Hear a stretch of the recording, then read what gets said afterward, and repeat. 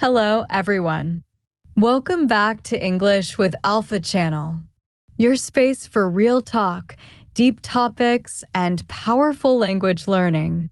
Today's episode is one that affects nearly all of us, whether we admit it or not, which is procrastination.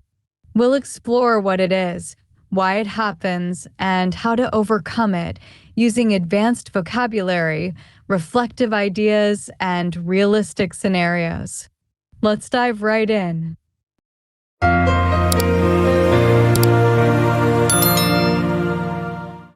Part 1. Understanding procrastination. Procrastination isn't just laziness. In fact, many people who procrastinate are intelligent, driven, and capable. But despite their strengths, they struggle to act. So, what's going on? Procrastination is the act of delaying or postponing tasks, often irrationally. We put off things we know are important. We avoid that report, delay that workout, or postpone responding to a message. Deep down, we understand the consequences, but something holds us back. Psychologists describe procrastination as a battle between two parts of our brain, the logical part that plans for the future and the emotional part that seeks comfort now. When we procrastinate, the emotional brain wins. Part 2. The real causes of procrastination. Let's dig deeper into the real reasons behind procrastination. It's not as simple as a lack of time or poor time management. One major cause is fear. Fear of failure. Fear of success. Fear of judgment. If we avoid starting something, we also avoid the risk of doing it badly. Another common cause is perfectionism. When our standards are impossibly high, starting a task feels overwhelming. We think, if I can't do it perfectly, why start at all? Then there's decision fatigue. When you have too many choices, your brain gets tired of making decisions. This often leads to avoidance. You keep switching between tasks without committing to any of them. And finally, lack of purpose plays a role. When a task feels meaningless, our brain resists. Motivation dies when we don't see the value or personal connection in what we're doing. Part 3. How procrastination affects our lives. Procrastination doesn't just affect our deadlines. Over time, it can impact our mental health, self-image, and relationships. People who constantly delay tasks often experience guilt, anxiety, and even depression. They know they're not living up to their potential, and that creates a cycle of shame. It also affects trust. When you consistently miss deadlines or avoid commitments, people stop relying on you.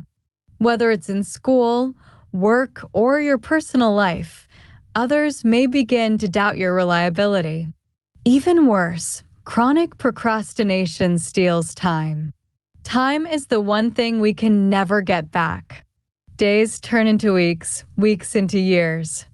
Opportunities slip away while we tell ourselves, I'll do it tomorrow. Part 4. Overcoming procrastination. Now for the most important part. How can we stop procrastinating? Let's be honest, there's no magic cure.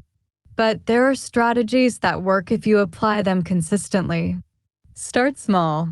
When a task feels overwhelming, break it into smaller steps. Instead of saying, I need to write a report, say, let me write the first paragraph. Momentum builds from small beginnings. Use the 5-minute rule. Promise yourself to work on the task for just 5 minutes. Often, once you start, it becomes easier to keep going.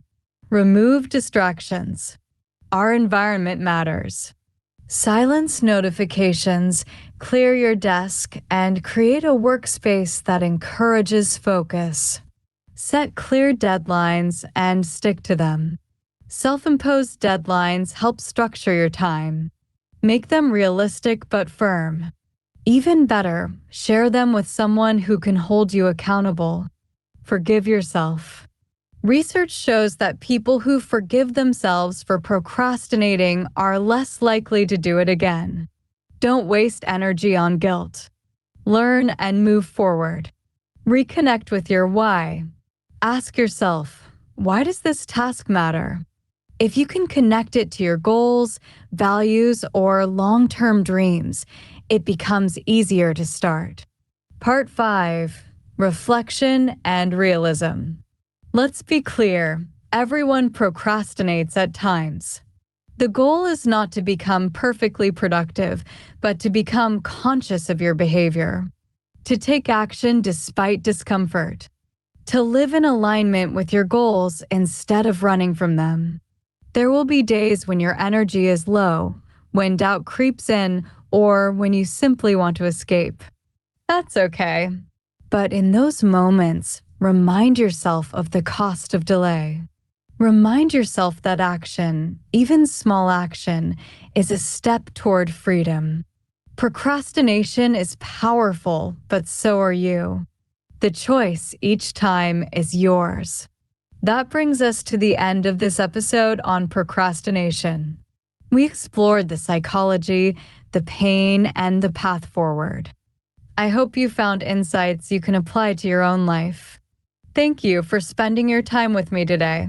Until next time, stay present, stay purposeful, and as always, keep moving forward.